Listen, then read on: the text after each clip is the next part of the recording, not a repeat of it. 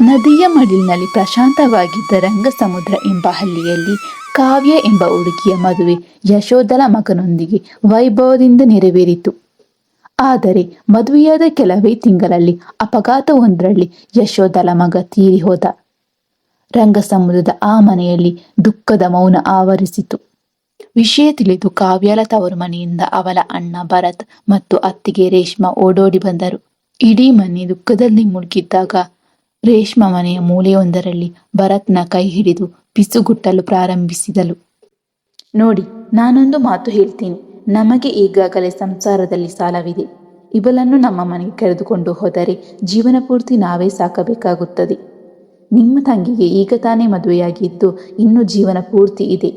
ನೀವು ಯಾವುದೇ ಕಾರಣಕ್ಕೂ ಇವಳನ್ನು ನಮ್ಮ ಮನೆಗೆ ಕರೆದುಕೊಂಡು ಬರಬೇಡಿ. ಏನು ಮಾತಾಡ್ತಿದ್ದೀಯ ರೇಷ್ಮಾ? ಗಂಡ ತೀರಿ ಹೋಗಿ ಇಷ್ಟೊಂದು ಕಷ್ಟದಲ್ಲಿದ್ದಾಳೆ. ಅವಳು ನನ್ನ ತಂಗಿ. ಅವಳನ್ನು ಈ ಸ್ಥಿತಿಯಲ್ಲಿ ಬಿಟ್ಟು ಹೇಗೆ ಬರಲಿ? ತಂಗಿ ಹೌದು, ಬೇಡ ಅನ್ನಲ್ಲ. ಆದರೆ ಅವಳಿಗೆ ಈಗ ಅದೃಷ್ಟ ಇಲ್ಲ. ಊರಿನವರು ಏನೇನೋ ಮಾತಾಡುತ್ತಿದ್ದಾರೆ. ನಮ್ಮ ಮನೆಗೆ ತಂದರೆ ನಮಗೂ ಕೆಟ್ಟ ಹೆಸರು. ಅವಳ ಭವಿಷ್ಯದ ಹೊರೆಯನ್ನು ನಾವ್ಯಾಕೆ ಹೊರಬೇಕು? ಅಡುಗೆ ಮನೆಯ ಕಡೆಯಿಂದ ಬರುತ್ತಿದ್ದ ಅತ್ತೆ ಯಶೋಧಲಿಗೆ ರೇಷ್ಮಳ ಈ ಮಾತುಗಳು ಸ್ಪಷ್ಟವಾಗಿ ಕೇಳಿಸಿದವು. ಗಂಡನನ್ನು ಕಳೆದುಕೊಂಡ ಸೊಸೆಯ ದುಃಖ ಒಂದೆಡೆಯಾದರೆ ಹುಟ್ಟಿದ ಮನೆಯವರೇ ಅವಳನ್ನು ಒಂದು ವಸ್ತುವಿನಂತೆ ಕಾಣುತ್ತಿರುವುದು ಯಶೋಧಲಿಗೆ ತೀವ್ರ ಆಘಾತ ತಂದಿತು.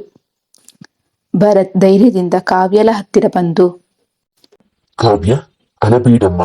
ನಡೆದದ್ದು ಮುಗಿದು ಹೋಯಿತು. ನಡೆಯುವ ನಮ್ಮ ಮನೆಗೆ. ಅಣ್ಣ ಇದ್ದೇನೆ ನಿನಗೆ. ಆಗ ಮಧ್ಯೆ ಬಂದ ಯಶೋಧ ಅತ್ಯಂತ ದಿಟ್ಟತನದಿಂದ ಭರತ್ ಮತ್ತು ರೇಷ್ಮಳ ಮುಖ ನೋಡಿದರು. ಬೇಡ ಭರತ್, ಅವಳನ್ನು ಎಲ್ಲೂ ಕರೆದುಕೊಂಡು ಹೋಗುವ ಅಗತ್ಯವಿಲ್ಲ. ಅತ್ತೆಯವರೇ, ಇವಳು ನನ್ನ ತಂಗಿ. ನಿಮ್ಮ ಮಗ ಇಲ್ಲದ ಮೇಲೆ ಇವಳು ಇಲ್ಲಿದ್ದು ಏನು ಮಾಡುತ್ತಾಳೆ? ನಮ್ಮ ಮನೆಗೆ ಕರೆದುಕೊಂಡು ಹೋಗುತ್ತೇನೆ. ನೀವು ದಾರಿ ಎರೆದು ಮದುವೆ ಮಾಡಿಕೊಟ್ಟ ಮೇಲೆ ಈ ಹುಡುಗಿ ನಮ್ಮ ಮನೆ ಮಗಳು. ಇವಳ ಸುಖ ದುಃಖ ಕಷ್ಟ ನಷ್ಟ ಎಲ್ಲವೂ ಈ ಮನೆಗೆ ಸೇರಿದ್ದು. ಇವಳನ್ನು ನಿಮ್ಮ ಮನೆಗೆ ಕಳುಹಿಸಿ ನಿಮ್ಮ ಸಂಸಾರಕ್ಕೆ ಭಾರ ಮಾಡಲು ನನಗಿಷ್ಟವಿಲ್ಲ. ಇವಳು ನನ್ನ ಜೊತೆಯಲ್ಲೇ ಇರುತ್ತಾಳೆ. ರೇಷ್ಮೆ ಮುಖ ಕೆಂಪು ಮಾಡಿಕೊಂಡು ಭರತ್ನ ಕೈ ಹಿಡಿದಳು. ಭರತ್ಗೆ ಏನು ಹೇಳಬೇಕೆಂದು ತಿಳಿಯದೆ ಅತ್ತೆಯ ನಿಲುವಿಗೆ ತಲೆಬಾಗಿ ಅಲ್ಲಿಂದ ಹೊರಟು ಹೋದನು. ದಿನಗಳು ಕಳೆದವು. ಕಾವ್ಯ ಗಂಡನ ಮನೆಯಲ್ಲೇ ಉಳಿದುಕೊಂಡಳು. ಆದರೆ ಹಳ್ಳಿಯ ಜನರ ನಾಲಿಗೆಗೆ ವಿಶ್ರಾಂತಿ ಇರಲಿಲ್ಲ. ಕಾವ್ಯ ರಸ್ತೆಯಲ್ಲಿ ನಡೆದು ಹೋದರೆ ಸಾಕು, ನೆರೆಹೊರೆಯವರು ಕೆಟ್ಟದಾಗಿ ಮಾತನಾಡಿಕೊಳ್ಳುತ್ತಿದ್ದರು. ಒಂದು ದಿನ ಬಾವಿಯ ನೀರು ತರಲು ಹೋದಾಗ ಊರಿನ ಭಾಗ್ಯಮ್ಮ ಮತ್ತು ಮಂಜುಳಕ್ಕ ಮಾತನಾಡಿಕೊಳ್ಳುತ್ತಿದ್ದದ್ದು ಕಾವ್ಯಳ ಕಿವಿಗೆ ಬಿದ್ದಿತು. ನೋಡಿದ್ಯ ಮಂಜುಳಾ, ಆ ಕಾವ್ಯ ಹೋಗ್ತಾ ಇದ್ದಾಳೆ. ಎಂತ ಅಪಶಕುನದ ಹುಡುಗಿ! ಕಾಲಿಟ್ಟ ಕೆಲವೇ ತಿಂಗಳಲ್ಲಿ ಗಂಡನನ್ನು ನುಂಗಿ ನೀರು ಕುಡಿದು ಬಿಟ್ಟಳು. ಹೌದು ಭಾಗ್ಯಮ್ಮ, ಅವಳ ಮುಖ ನೋಡಿದ್ರೆ ಇಡೀ ದಿನ ಕೆಟ್ಟದಾಗುತ್ತದೆ. ಆ ಯಶೋಧಳಿಗೆ ಬುದ್ಧಿ ಇಲ್ಲ. ಎಂತ ಹುಡುಗಿಯನ್ನು ಸೊಸೆಯಾಗಿ ತಂದಿದ್ದಾಳೆ. ಮನೆಗಿದ್ದ ಒಬ್ಬನೇ ಮಗನನ್ನು ಕಳೆದುಕೊಂಡರು, ಅವಳನ್ನು ಇನ್ನೂ ಮನೆಯಲ್ಲೇ ಇಟ್ಟುಕೊಂಡಿದ್ದಾಳಲ್ಲ. ಈ ಮಾತುಗಳನ್ನು ಕೇಳಿದ ಕಾವ್ಯಳ ಕಣ್ಣಿನಿಂದ ನೀರು ಹರಿಯಿತು. ಮಡಿಕೆಯನ್ನು ಅಲ್ಲೇ ಬಿಟ್ಟು ಮನೆಗೆ ಓಡಿ ಬಂದಳು. ಕೋಣೆಯ ಬಾಗಿಲು ಹಾಕಿ ಅಲತೊಡಗಿದಳು. ಇದನ್ನು ಗಮನಿಸಿದ ಯಶೋಧ ಬಾಗಿಲು ತಟ್ಟಿದಳು. ಕಾವ್ಯ, ಬಾಗಿಲು ತೆಗೆ ಮಗಲೇ. ಏನಾಯ್ತು ನಿನಗೆ? ಕಾವ್ಯ ಬಾಗಿಲು ತೆಗೆದು ಅತ್ತೆಯನ್ನು ಬಿಗಿಯಾಗಿ ಅಪ್ಪಿಕೊಂಡು ಅಲತೊಡಗಿದಳು. ಅತ್ತೆಯವರೇ, ನಾನು ನಿಜವಾಗಿಯೂ ಅಪಶಕುನದವಳೇ? ಊರ್ನವರೆಲ್ಲರೂ ನನ್ನಿಂದಲೇ ನಿಮ್ಮ ಮಗ ಸತ್ತಿದ್ದು ಅಂತಾರೆ. ನಾನು ಬದುಕಿದ್ದು ದಂಡ. ನಾನು ಎಲ್ಲಾದರೂ ಸತ್ತು ಹೋಗ್ತೀನಿ ಅತ್ತೆಯವರೇ. ಹುಚ್ಚಿ, ಇನ್ನೊಮ್ಮೆ ಈ ಮಾತುಗಳು ನಿನ್ನ ಬಾಯಿಯಿಂದ ಬರಬಾರದು. ಹುಟ್ಟು ಸಾವು ದೇವರ ಕೈಯಲ್ಲಿದೆ. ಅದಕ್ಕೂ ನಿನಗೂ ಏನು ಸಂಬಂಧ? ನಾಲಿಗೆ ಅರಿಬಿಡುವ ಜನರಿಗೆ ಕೆಲಸವಿಲ್ಲ. ಅವರು ಮಾತಾಡುತ್ತಾರೆ ಅಂತ ನೀನು ಜೀವ ಕಳೆದುಕೊಳ್ಳುತ್ತೀಯಾ? ಅಷ್ಟರಲ್ಲಿ ನೆರೆಮನೆಯ ಹಿರಿಯ ಮಹಾಲಿಂಗಯ್ಯ ಅಲ್ಲಿಗೆ ಬಂದರು. ಯಶೋಧ, ಊರ್ನವರು ಮಾತಾಡುತ್ತಿರುವುದು ನಿನಗೂ ಗೊತ್ತು. ಈ ಹುಡುಗಿಯನ್ನು ಹೀಗೆ ಮನೆಯಲ್ಲಿಟ್ಟುಕೊಂಡರೆ ನಿನಗೂ ತೊಂದರೆ. ಯಾವುದಾದರೂ ಆಶ್ರಮಕ್ಕೆ ಅಥವಾ ತವರು ಮನೆಗೆ ಬಿಟ್ಟು ಬಿಡು. ಲಿಂಗಯ್ಯ ಅವರೇ, ನನ್ನ ಮಗ ಹೋದ ಅಂತ ನಾನು ಅಳುತ್ತಾ ಕೂತರೆ ಈ ಹುಡುಗಿಯ ಜೀವನ ಏನಾಗಬೇಕು? ಜನ ಹಾಡಿಕೊಳ್ಳುತ್ತಾರೆ ಅಂತ ನಾನು ನನ್ನ ಮಗನನ್ನು ಬೀದಿಗೆ ಎಸೆಯಲಿ? ಇವತ್ತು ಯಾರು ಏನೇ ಅಂದರೂ ಸರಿ, ನನ್ನ ಉಸಿರಿರುವವರೆಗೆ ಕಾವೇರಿಗೆ ನಾನೇ ಆಸರಿ. ಯಶೋಧರ ಈ ಧೈರ್ಯವಾದ ಮಾತುಗಳನ್ನು ಕೇಳಿದ ಮಹಾಲಿಂಗಯ್ಯ ಅಲ್ಲಿಂದ ಹೊರಟು ಹೋದರು. ಕೆಲವು ತಿಂಗಳುಗಳ ನಂತರ ಊರಿನಲ್ಲಿ ಗೌರಿ ಹಬ್ಬದ ಸಂಭ್ರಮವಿತ್ತು. ಹಳ್ಳಿಯ ಹೆಣ್ಣು ಮಕ್ಕಳೆಲ್ಲರೂ ಹೊಸ ಸೀರೆ ತೊಟ್ಟು ಅರಿವಾನ ಹಿಡಿದು ದೇವಸ್ಥಾನಕ್ಕೆ ಹೊರಡುತ್ತಿದ್ದರು. ಕಾವ್ಯ ಬಾಲ್ಕನಿಯಲ್ಲಿ ನಿಂತು ಇದನ್ನೆಲ್ಲ ನೋಡುತ್ತಿದ್ದಳು. ಇದನ್ನು ಗಮನಿಸಿದ ಯಶೋಧ, ಕಾವ್ಯ, ನೀನಕ್ಕೆ ಸುಮ್ಮನೆ ಇದ್ದೀಯಾ? ನೀನು ಹೊಸ ಸೀರೆ ಹುಟ್ಟು ದೇವಸ್ಥಾನಕ್ಕೆ ನಡೆ. ಬೇಡ ಅತ್ತೆಯವರೇ, ಮಂಗಲಗೌರಿ ಪೂಜೆಗೆ ನನ್ನಂತಹ ವಿಧವೆ ಬರಬಾರದು ಅಂತ ಊರ್ನವರು ಹೇಳುತ್ತಾರೆ. ನಾನು ಬಂದರೆ ಪೂಜೆ ಹಾಳಾಗುತ್ತದೆ ಅಂತೆ. ಯಾರು ಹೇಳಿದ್ದು? ನೀನು ನನ್ನ ಮಗಳು, ನಡೆ ನನ್ನ ಜೊತೆ. ಯಶೋಧ ಬಲವಂತವಾಗಿ ಕಾವ್ಯಳನ್ನು ದೇವಸ್ಥಾನಕ್ಕೆ ಕರೆದುಕೊಂಡು ಹೋದರು. ದೇವಸ್ಥಾನದ ಆವರಣದಲ್ಲಿ ಹೆಣ್ಣು ಮಕ್ಕಳು ಅರಶಿನ ಕುಂಕುಮ ಹಂಚಿಕೊಳ್ಳುತ್ತಿದ್ದರು. ಯಶೋಧ ಕಾವ್ಯಳ ಕೈಯಲ್ಲಿ ಅರಶಿನ ಕುಂಕುಮದ ತಟ್ಟೆಯನ್ನು ಕೊಟ್ಟು ಪಕ್ಕದ ಮನೆಯ ಸುಮಂಗಳಳಿಗೆ ಕೊಡಲು ಹೇಳಿದರು. ಕಾವ್ಯ ಕೈ ಚಾಚಿದಾಗ ಸುಮಂಗಲ ತಟ್ಟೆಯನ್ನು ದೂರ ತಳ್ಳಿ ರೊಚ್ಚಿಗಿದ್ದರು. ಏನು ಯಶೋಧ, ನಿನಗೆ ಸ್ವಲ್ಪಾನು ವಿವೇಕ ಇಲ್ಲವೇ? ಹಬ್ಬದ ದಿನ ಆ ಅಮಂಗಲ ಮುಖವನ್ನು ಇಲ್ಲಿಗೆ ಕರೆತಂದಿದ್ದೀಯಾ? ಇವನ ಕೈಯಿಂದ ಅರಶಿನ ಕುಂಕುಮ ತಗೊಂಡ್ರೆ ನಮ್ಮ ಮನೆಗೂ ಶಾಪ ತಟ್ಟುತ್ತದೆ. ಮನ್ನಿಸಿ ಅತ್ತೆಯವರೇ, ನಾನು ತಪ್ಪಿ ಬಂದು ಬಿಟ್ಟೆ. ನಿಲ್ಲು ಕಾವ್ಯ. ಸುಮಂಗಲ, ಹೆಣ್ಣಾಗಿ ಹುಟ್ಟಿ ಇನ್ನೊಬ್ಬ ಹೆಣ್ಣಿನ ಮನಸ್ಸನ್ನು ಹೀಗೆ ಕಸದಂತೆ ತುಳಿಯಲು ನಿನಗೆ ನಾಚಿಕೆಯಾಗುತ್ತಿಲ್ಲವೇ? ಗಂಡ ತೀರಿ ಹೋದ ತಕ್ಷಣ ಇನ್ನು ಅಪಶಕನವಾಗುತ್ತಾಳೆಯೇ? ದೇವರಿಗೆ ಹುಟ್ಟು ಸಾವು ಒಂದೇ. ನಿಮ್ಮ ಈ ಕೊಲಕು ಮನಸ್ಸಿನ ಆಚರಣೆಗಳಿಗಿಂತ ನನ್ನ ಸೊಸೆಯ ಕಣ್ಣೀರು ದೊಡ್ಡದು. ಇವತ್ತಿನಿಂದ ಈ ಊರಿನ ಯಾವ ಹಬ್ಬಕ್ಕೂ ನಿಮ್ಮಂತವರಿಂದ ಸರ್ಟಿಫಿಕೇಟ್ ಬೇಕಿಲ್ಲ.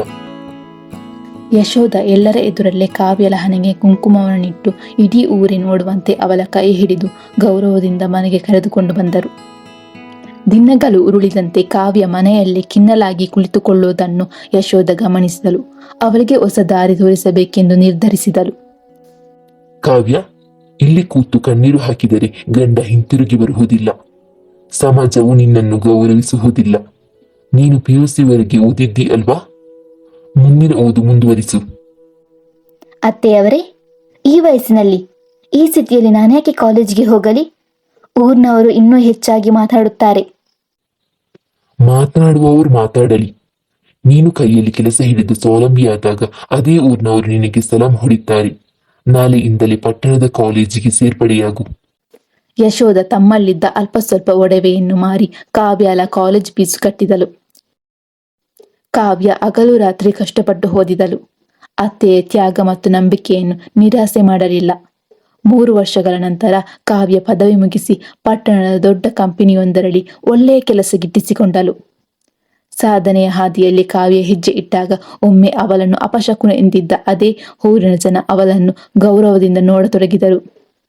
ಸೊಸೆ ಕೆಲಸಕ್ಕೆ ಸೇರಿ ಸ್ವಾವಲಂಬಿಯಾದ ಮೇಲೂ ಯಶೋಧಳ ಮನಸ್ಸಿನಲ್ಲಿ ಒಂದು ಚಿಂತೆ ಕಾಡುತ್ತಿತ್ತು. ಕಾವ್ಯಳಿಗೆ ಇನ್ನು ಇಡೀ ಜೀವನ ಬಾಕಿ ಇದೆ. ಅವಳಿಗೊಂದು ಹೊಸ ಬದುಕು ಬೇಕು ಎಂದು ಯಶೋಧ ನಿರ್ಧರಿಸಿದಳು. ಒಂದು ದಿನ ಯಶೋಧ ಪಕ್ಕದ ಊರಿನ ಗುಣವಂತ ಯುವಕ, ಶಾಲಾ ಶಿಕ್ಷಕ ಚೇತನ್ ಮತ್ತು ಅವನ ತಾಯಿಯನ್ನು ಮನೆಗೆ ಕರೆಸಿದರು. ಚೇತನ್ ಉದಾರ ಮನಸ್ಸಿನವನಾಗಿದ್ದು ಕಾವ್ಯಳ ಗತಕಾಲದ ದುಃಖವನ್ನು ತಿಳಿದು ಅವಳನ್ನು ಮದುವೆಯಾಗಲು ಒಪ್ಪಿದನು. ಯಶೋಧ ಕಾವ್ಯಳನ್ನು ಕರೆದು ವಿಷಯ ತಿಳಿಸಿದರು. ಅತ್ತೆಯವರೇ, ಏನು ಮಾತಾಡುತ್ತಿದ್ದೀರಾ ನೀವು? ನನಗೆ ಮತ್ತೆ ಮದುವೆನಾ? ಇಲ್ಲ ಅತ್ತೆಯವರೇ, ನಾನು ನಿಮ್ಮ ಜೊತೆಯಲ್ಲೇ ಇರ್ತೀನಿ. ನನಗ್ಯಾವ ಮದುವೆಯೂ ಬೇಡ. ಕಾವ್ಯ, ನಾನು ನಿನಗೆ ಅತ್ತಿಯಾಗಿ ಹೇಳ್ತಿಲ್ಲ, ತಾಯಿಯಾಗಿ ಹೇಳ್ತಿದ್ದೀನಿ. ನನಗೀಗ ವಯಸ್ಸಾಗಿದೆ. ನಾಳೆ ನಾನು ಕಣ್ಣು ಮುಚ್ಚಿ ಹೋದರೆ ನಿನ್ನನ್ನು ನೋಡಿಕೊಳ್ಳುವವರು ಯಾರು? ನಿನಗೊಂದು ಹೆಗಲ ಆಸರೆ ಬೇಕು. ಚೇತನ್ ತುಂಬಾ ಒಳ್ಳೆಯ ಹುಡುಗ. ನಿನ್ನ ಗತಕಾಲವನ್ನು ಗೌರವಿಸಿ ನಿನ್ನನ್ನು ಸ್ವೀಕರಿಸಲು ಮುಂದೆ ಬಂದಿದ್ದಾನೆ. ಆದರೆ ಸಮಾಜ, ಊರ್ನವರು ಏನು ಹೇಳುತ್ತಾರೆ? ವಿಧವೆಗೆ ಮರುಮದುವೆ ಅಂದರೆ ಒಪ್ಪುತ್ತಾರಾ? ನಿನ್ನ ಗಡ್ಡ ತೀರಿ ಹೋದಾಗ ನಿನ್ನ ಕಣ್ಣೀರು ಒರೆಸಿದ ಸಮಾಜಕ್ಕೆ ನಿನ್ನ ಜೀವನದ ನಿರ್ಧಾರ ತೆಗೆದುಕೊಳ್ಳುವ ಹಕ್ಕಿಲ್ಲ. ನಿನ್ನ ಸಂತೋಷ ನನಗಿಂತ ಮುಖ್ಯ. ಕಾವ್ಯ ಚೇತನ್ ಅವರನ್ನು ಭೇಟಿಯಾಗಲು ಒಪ್ಪಿದಳು. ಚೇತನ್ ಅವರೇ, ನೀವು ಒಳ್ಳೆಯ ವಿದ್ಯಾವಂತರು. ನಿಮಗ್ಯಾಕೆ ನನ್ನಂತಹ ವಿಧವೆ ಏನು? ನಾಳೆ ಸಮಾಜ ನಿಮ್ಮನ್ನು ಆಡಿಕೊಂಡರೆ ನೀವು ಅದನ್ನು ತಾಳಿ ಬದುಕಬಲ್ಲಿರಾ? ಕಾವ್ಯ ಅವರೇ, ಸಮಾಜಕ್ಕೆ ಪ್ರತಿಯೊಂದಕ್ಕೂ ಚರ್ಚಿಸಲು ವಿಷಯ ಬೇಕು. ನಿಮ್ಮ ಗತಕಾಲ ನಿಮ್ಮ ತಪ್ಪಿನಿಂದ ಆದದ್ದಲ್ಲ. ಅತ್ತೆಯವರು ನಿಮಗಾಗಿ ಮಾಡಿದ ತ್ಯಾಗವನ್ನು ಕೇಳಿ ನನಗೆ ನಿಮ್ಮ ಮೇಲೆ ಅಪಾರ ಗೌರವ ಬಂದಿದೆ.